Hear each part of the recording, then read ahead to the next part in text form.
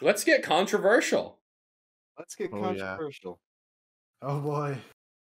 Breathe Atlantis have dropped their newest album, Overdrive.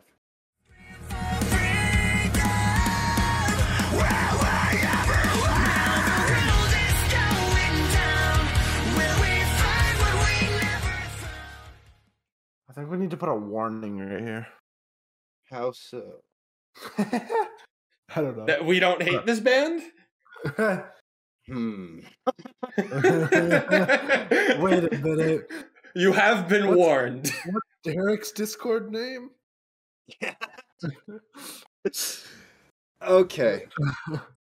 Let's before we get into anything else, let's just talk about the album.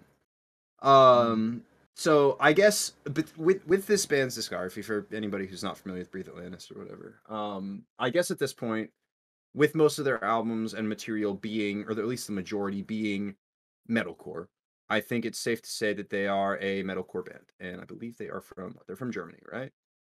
I'm not losing my mind on that one. I believe so. Yes. Let me double check. They are, so yeah, they're Germany. Okay. Yeah. Okay. So prior to this album dropping, they were, I would say, relatively unknown. I believe they were sitting somewhere in the 20,000 to 30,000 range for monthly listeners. You know, this album cycle comes up, they're sitting now at 150,000. You know, they've had a lot of success with different singles being put in Spotify playlists. I know Earthquake, Overdrive, Changes, and something else. I don't even think it was Break the Silence, but anyway, they got added to, you know, all new metal, whatever, which brought them a lot. I mean, obviously their monthly listeners went up by over 5 times. And this is very much a metalcore album. If you like very specifically German metalcore bands, this is another German metalcore band for you that you are going to love.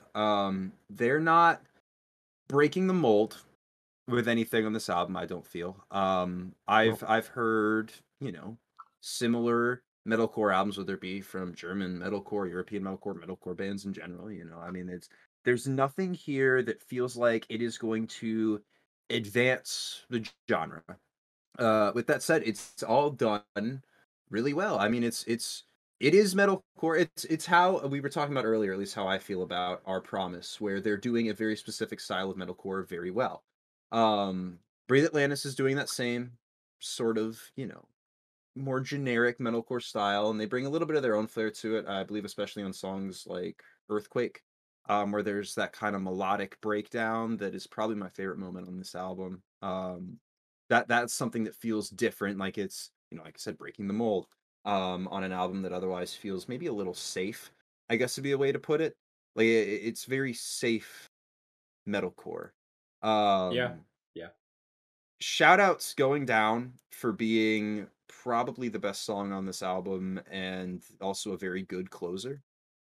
Break the Silence also too works well as an opener, and I think that the bookends of this album, similarly to I guess how I did mention it, but I felt the Wolves at the Gate, I think that those 2 songs are probably the best on the album. Which is fine with me because you start and end on a higher note. Break the Silence is my favorite song off of here, by the way. Okay. Yeah. And Jacob, I know you mentioned yours. Yeah, Going Down is my favorite right? song on here. Justin, what's your favorite song on here? I think Out There. It's a mix between Out There and Earthquake. Okay. Out There was my number 3. So, you know. I say that and I have Going Down saved. So yeah, we're all in relative agreement on it. Relative. Yeah. Earthquake's my, you know, Out There and Earthquake are probably my number 3. Hivemind almost united for probably the first time tonight. Yes, and it feels weird that this is the one that it happened on. We had a couple singles. Nature's Ghost. Yeah. We had a couple singles. Dayseeker. Yeah. I think Wolves at the Gate too. I think we had some good discussion on that. Yeah. So I mean, like I've said my piece on what I enjoyed about this album, or more like an overview, and I want you guys to do the same before we talk about the elephant in the room. So my thoughts on this album is I enjoyed it. I have all 10 of these songs in my playlist still, albeit I have not listened to them very much. I compare this album very similar to an album like Defenses last year, where it's an album that I enjoy from front to back, but have I listened to any of those songs beyond 5 days of the album coming out? No, not really. And that's kind of where I'm feeling with this. It's not bad, but it is severely missing moments that separate the songs from one another and moments that make me personally want to go back to it. And I'm not saying it's bad, because as I said, I enjoyed this album from top to bottom. I have all 10 songs in my main playlist. But when I'm comparing it to... So this Breathe Atlantis album dropped the same day as that album from The Score.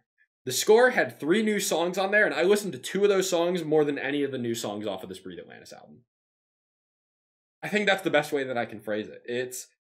It's a good album that is not very memorable for me. This Justin, is... yeah, go ahead. Yeah, this is too safe of an album for me. I feel like it's very formulaic in what it does, and it's not doing anything bad per se, but it's not standing out from, just German metalcore as a whole. And I think with time, I think this album's pretty much gonna like fall off of like, I wouldn't say obscurity, because like, it's definitely got some good stuff on there, but it's definitely something that... Go ahead. All the non-singles, except for Going Down, none are above 7.5. Oh yeah, K. no. The lowest Plays. being they're under like 7K. So I think after about a month or so, I think the monthly listeners are gonna tank, and that's real unfortunate, because what Derek's gonna talk about later, this band has a lot of potential, and I just feel like they too cautious on this album. I think we should talk about the elephant in the room. Yeah. No, I'm just gonna go out and say it. This album is not Soulmate. No, it's not. It's not. It's not, and it's worse off for it. And I guess I will say before we address that, and it feels weird to be the one who is the most passionate about this not being Soulmate, but also wanting to give praise to the album. I really did appreciate the band going out of their way to go onto Twitter and do little mini multiple thread breakdowns for each of the song's track meanings and what it means to them. And it was really neat. And I also wanted to give a specific nod to the lyricism on this album, because I think it is really, actually really good. And that personal effort shines through, especially having read that. Out there, I wanted to say, Death Before Love, Nothing More I Need. Why is the pain so deep? Something feels wrong. Is it the air I breathe? A feeling underneath? With a gun in my mouth and a bullet in my head, it's hard to see the truth when only death is ahead. Speaking of gun, if I had a nickel for every time there was a gun in a Breathe Atlantis music video. Yeah. It's kind of like Memphis Mayfire with the TVs. They gave him like 3 guns, and like, all right, guys, you got a day to shoot music videos. But no, so I appreciate those personal touches to this, and as much as I feel as if this is safe and formulaic and a little generic, I think that on a safe and formulaic and generic album, that lyricism really shines through as giving this album personality where it may otherwise be lacking it. And I think that, Justin, you mentioned the monthly listeners going to tank after this album. I think that the numbers being so low on the rest of those means that it's not going to tank, because if it was, then those numbers would be higher, but at most they're losing, maybe, say each person listened to that song one time, they're losing maybe under 10,000 monthly listeners.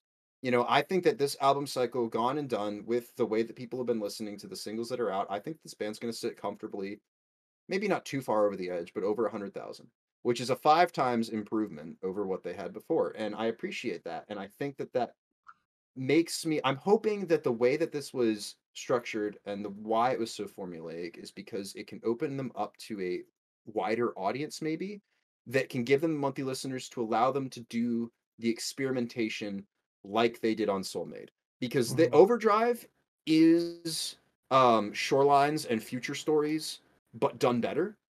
Because after I heard Soulmate, I went back and listened to their older material, and it's mostly metalcore. I didn't know that. Yeah, I thought it would be more like, okay. No, so this is actually a return to form of sorts for them. Soulmate was the diversion, and it didn't work. Oh, right. Yes. It didn't work for the general population. That makes more sense now. Unfortunately, Soulmate did work for us. All of us. My introduction to them. Yeah, my number 3 album of 2019, and probably I would say one of my favorite albums of all time. Like it's in the list. Addiction to the Worst, unfortunately the least played song off the album, which makes me very upset. In my like top 20 or 30 songs of all time. A much more post-hardcore hard rock sound from this band. There may have been a little bit of sing screams, but there were mostly no uncleans on Soulmade. An entire diversion from Overdrive and from the previous material. I listened to Soulmate in full before recording this episode earlier today, and it's night and day. At least for me personally, it's night and day compared to this. And we need to spread the gospel. Facts. This is us. This is on us. You know, I think something that upsets me the most about Overdrive is that, I mean, it's the same guy doing cleans and uncleans in both circumstances. So the cleans were so good and so pronounced and so well done on Soulmate that they feel not only less prevalent on Overdrive, because, you know, I mean, it's a metalcore album, you got to have the uncleans in there. But the cleans feel lost in the mixing, and when you have a voice that has the potential to be as good, and I don't know the lead singer's name, but as strong as the vocalist for this band is, it makes me feel really upset that as much as Soulmate means to me, and as some of the songs on there mean to me, and how much I enjoy them, you know, songs like Savage, and Fall, along with Addiction to the Worst, are just incredible. Yeah. Okay, Nico. Yes. Good. I also want to make a note. My 2 favorite songs off of Soulmate, Fall and Spirit. Yes. Spirit's incredible. My Supernova's incredible. Cold is. If it's not obvious, we all love Soulmate. Yeah. I mean, it's just, I have yet to hear an album that does that same sort of sound as well as Breathe Atlantis, and I would even be hard-pressed to find another album that sounds truly like that. And when you have an album that's as unique and well done as Soulmate, it feels like a disservice to go and do something, even if they are, because they are obviously, and it's the same sort of thing as we felt about that Fit for a King album, where they did that Q&A afterwards. It was very obvious that they put a lot of time and effort and passion into the path. It just felt like too safe from a band that I knew could do more. I feel it same way here. I feel like similar to the Imminence album from last year. Yeah, exactly. And knowing more about that album, or about Overdrive rather, and hearing those personal stories and hearing it in the lyricism, I can appreciate that they put that effort into this album. The problem is that I feel like Soulmate also has some of those same motifs, and I feel the passion in Soulmate. I don't feel it as much in Overdrive, except through the lyricism. It feels a little more soulless in the instrumentation and delivery, whereas Soulmate feels more passion.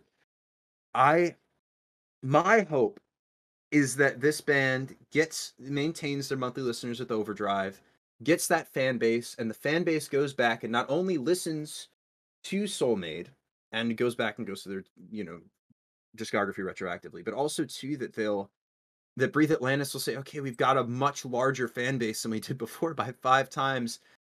Let's experiment, because they're obviously capable of doing it. Shit, they were doing it 3 years ago. They can do it. Get the fan base. If they made an album that merges the best aspects of Overdrive with the best aspects of Soulmate, you've got a powerhouse of a band. Yeah, I mean, it would just be insane. You give me a 10-track Breathe Atlantis album, and like 6, or no, I'll say 4 like only clean songs, and then 6 that are like focused on cleans but have like those unclean undertones in them. Like post-hardcore with an edge. Put the breakdown of Overdrive. Put the breakdown of Overdrive on any song on Soulmate, and that adds a completely new element to it. Yeah, there's so much potential. Yeah, get the production back from Soulmate too. Get some of the more melodic, heavier elements, like something from Earthquake with that melodic breakdown. Soulmate's instrumentation was good. Some of Overdrive instrumentation felt like the best this band's ever done, but it was at the expense of what was an incredible vocal style and delivery, and even the production on the vocals from Soulmate. Merge the best of both worlds. This band is capable. Please, I am yelling out to the heavens, and by the heavens, I mean Germany.